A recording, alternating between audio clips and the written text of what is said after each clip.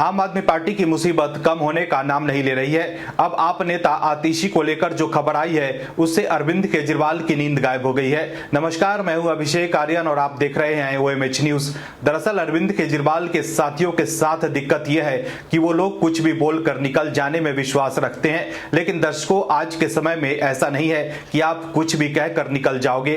दोस्तों, अरविंद केजरीवाल और उनके नेता सिर्फ अनर्गल बयानबाजी करते रहते हैं और सिर्फ भ्रम फैलाने की कोशिश करते रहते हैं, लेकिन इस बार आपके नेता आतिशी मुश्किल में फंस गई हैं। दर्शकों, अरविंद केजरीवाल की प्रासंगिकता इसलिए खत्म हो रही है क्योंकि वो शुरू से ही झूठ बोलकर सत्ता कब्जाने में लगे थे।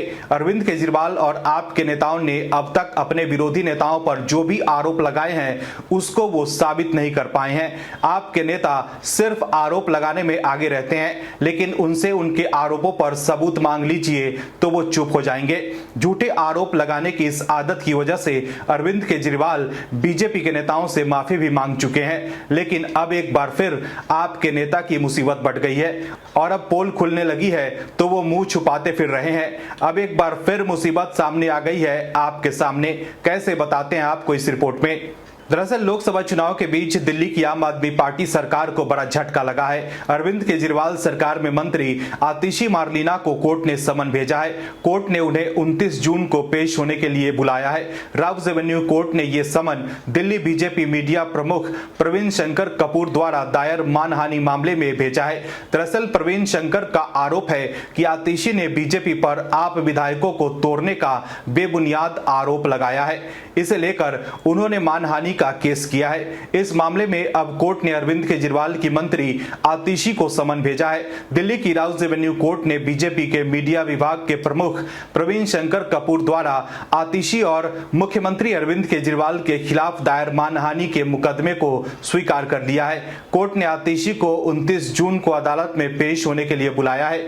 इसके साथ ही अचानक आपको दो झटका लगा है। एक तरफ सीएम अरविंद केजरीवाल की अंतरिम जमानत एक हफ्ते बढ़ाने वाली याचिका पर तुरंत सुनवाई से सुप्रीम कोर्ट ने इनकार कर दिया, तो वहीं दूसरी तरफ दिल्ली की राउज एवेन्यू कोर्ट ने मानहानि के मामले में मंत्री आतिशी को समन भेज दिया है, जिसके बाद आप में खलबली मच गई है। वहीं आतिशी को समन जारी होने के बाद अरविंद केजरीवाल ने आतिशी की गिरफ्तारी की आशंका जाहिर की है।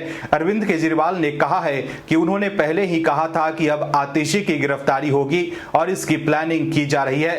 अब वो ऐसा करने की सोच रहे हैं। पूरी तरह तानाशाही है, पूरी तरह कमजोर, ओछे और झूठे केसों में वे आम आदमी पार्टी के नेताओं को एक के बाद एक गिरफ्तार कर रहे हैं। अरविंद केजरीवाल ने आगे ये भी कहा है कि यदि मोदी जी सत्ता में आए तो विपक्ष के हर नेता को गिरफ्तार कर लिया जाएगा। उन्होंने कहा है कि आम आदमी पार्टी महत्वपूर्ण नहीं है, तानाशाही को, हमारे प्यारे देश को बचाना महत्वपूर्ण है। अब सवाल है कि आतिशी ने जो आरोप बीजेपी पर लगाए थे उसे वो साबित कर दें कि बीजेपी आपके विधायकों को खरीदने की कोशिश कर रही है। इसमें घबराने की क्या जरूरत है।